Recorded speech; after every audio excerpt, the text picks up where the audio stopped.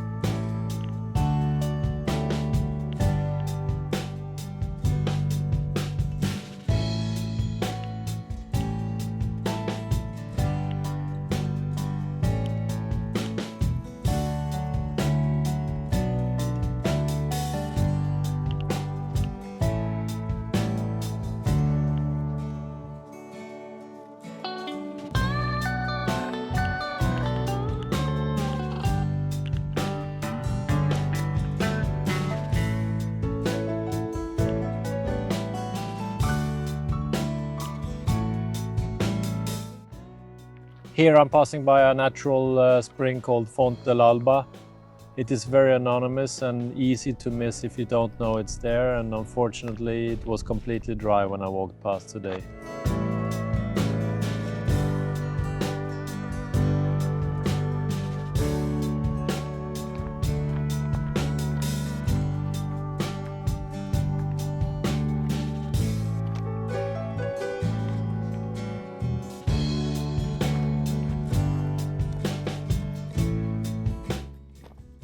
Now I have reached La Penya del Moro, and the view from here is absolutely incredible.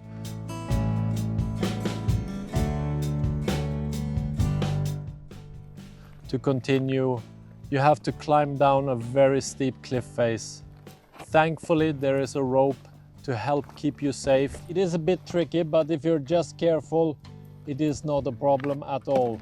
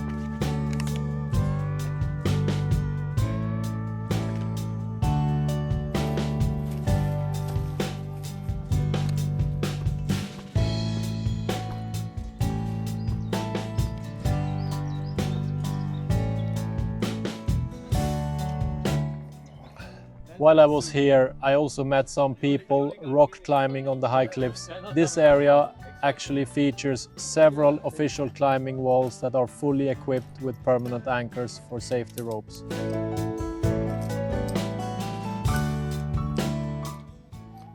Along the trail, I found this old stone building. I actually don't know anything about it, and there is no information around that I could find.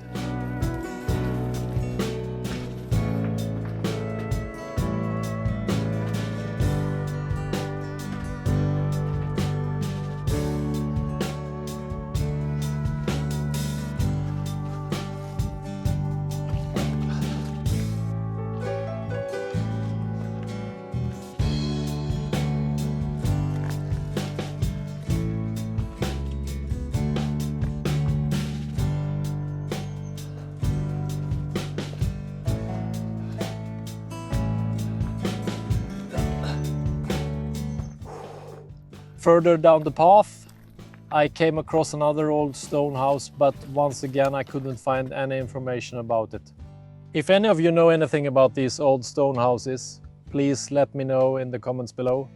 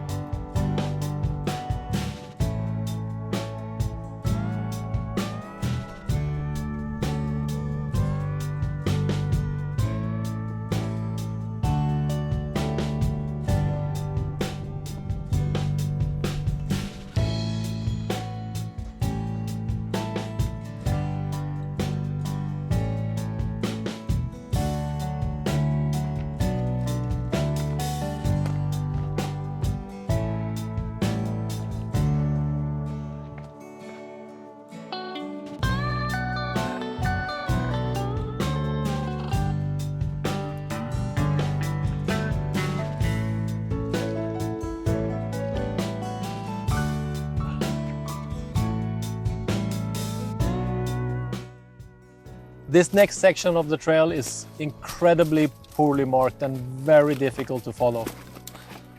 Some people have placed small stone towers or cairns to help with navigation, but even with those I lost the path and went the wrong way several times. The terrain is so rough that I actually fell. I scraped my arm badly and started bleeding, and I completely smashed the display on my phone. A really stressful and exhausting experience, and I can tell you right now, I'm never walking this part of the trail again.